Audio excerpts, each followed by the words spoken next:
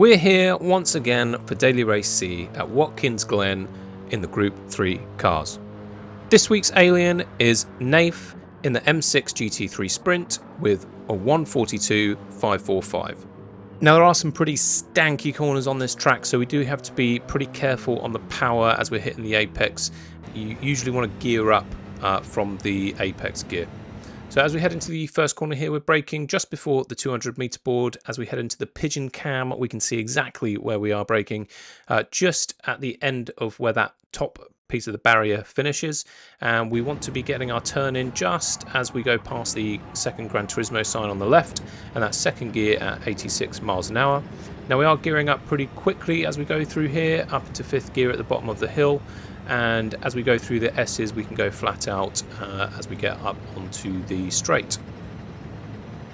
You do want to be careful on that first corner, because if you do go over that wide curb on the left, you will hit the you will get a penalty. Now, as we go into this corner, we have already started our turning just about. We want to get down into fourth gear and 118 miles an hour. We're braking just after the 300 meter board there. And we're braking it again just after that Gran Turismo sign on the right hand side. We're actually pretty much alongside with it as we hit the brakes. You'll see the curb there on the view, and we want to get to third gear and 107 miles an hour here. We want to make sure we use all of the track out on the edge there. We want to brake here just before the 200 meter board. We want to get down into second gear and 82 miles an hour. You want to make sure that you hug the left hand curb.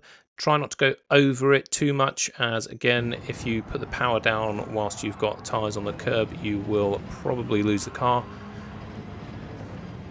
Now this one's a pretty tricky corner. Again, if you hit the power too hard and too early, you will spin the car out on this corner.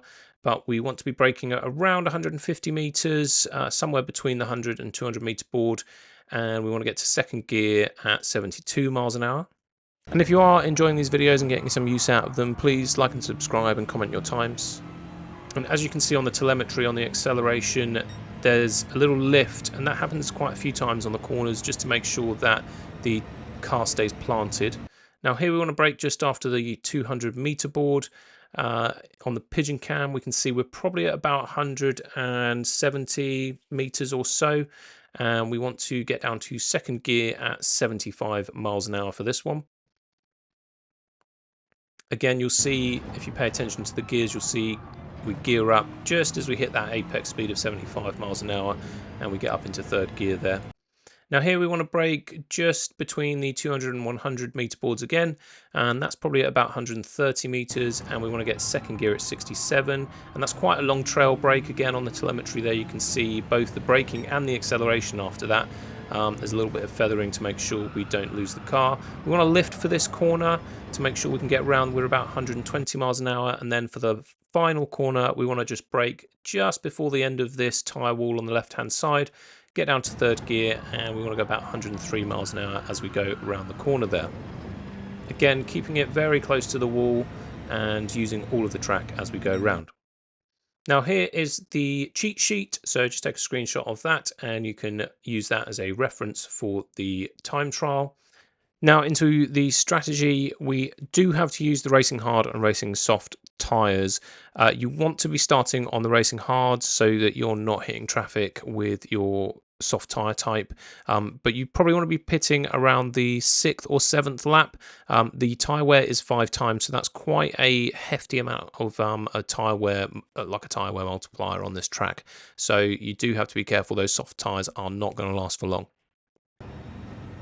Now just going into my lap and where I found some struggles, I only got about a 145.32, I think, for this one. And that was my best lap after a few attempts. Definitely a handful of retries as well. Just as you go over quite a bit of this track, there's a few potential spots for getting a penalty, especially for the corner upcoming here and the first corner. It's very easy to get a penalty on those corners. Now, as you can see, I take quite a late turn in for the corner and slow down quite a lot as well to try and make sure that I've got control of the car. As you go over that corner, you really want to dip the grass where that barrier is on the right hand side at the start of the chicane. and that can be quite a challenging one to go through. In the race, you'd probably want to take that corner a bit more carefully just to ensure that you do get through it every time.